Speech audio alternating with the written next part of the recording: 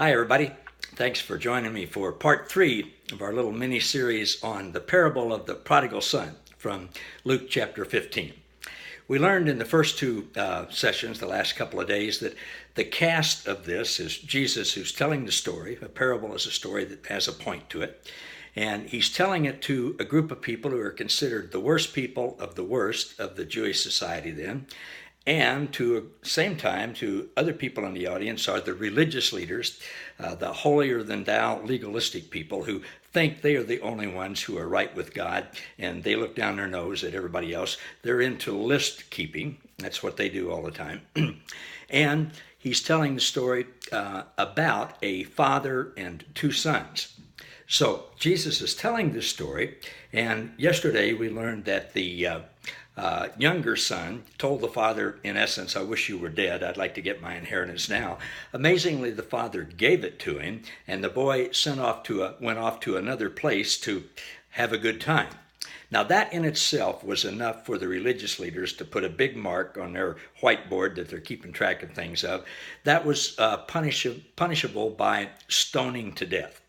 If the boy ever came back, the father was to take him into the city square to the gate, tell the authorities what he'd done, and they were to stone him to death.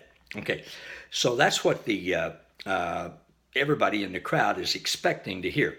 So the boy goes off, and then Jesus, in today's part, tells about his wild living, if you will, his prodigal living.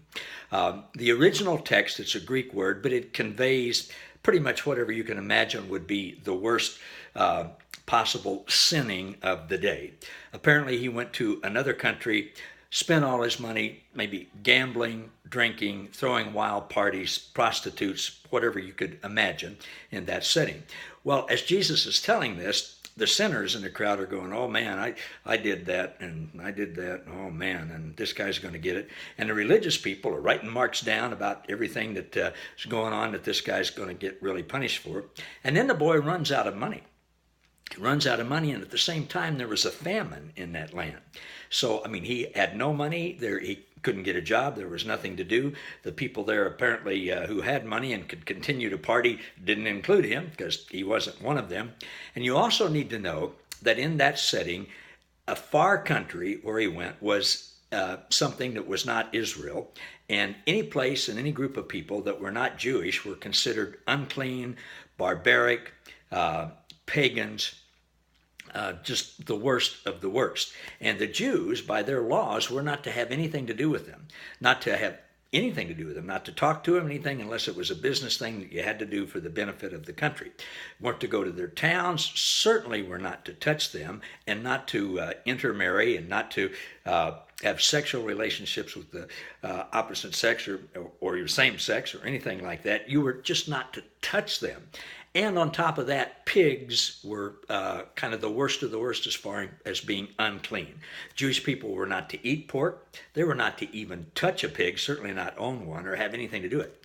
Well, a famine comes in this town, and this boy, the only job he can get is in a pig pen, feeding pigs, touching them out in the slop in the pig pen. If you've ever been in one, really all it is mud and manure and excrement. It's a nasty place, but it's especially nasty if your religion considers pigs to be unclean.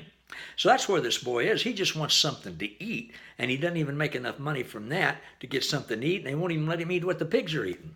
So he decides he's going to go home and play on the mercy of his father and tell him, look, I know I've screwed up so bad I'm not even worthy to be your son, but if you could find it in your heart to accept me somehow or another, I'd like to come back and just work for you, be a hired hand so I can have something to eat and so I can have a warm place to stay.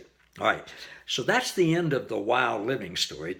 By this time, the Pharisees, the religious people, they've got their slate all filled up with marks for this boy who should be stoned to death by their law more than once over because of how bad he's been. So everybody's waiting to hear what Jesus is going to say happens next, and we'll have to wait till tomorrow. See you then. Thanks. Bye.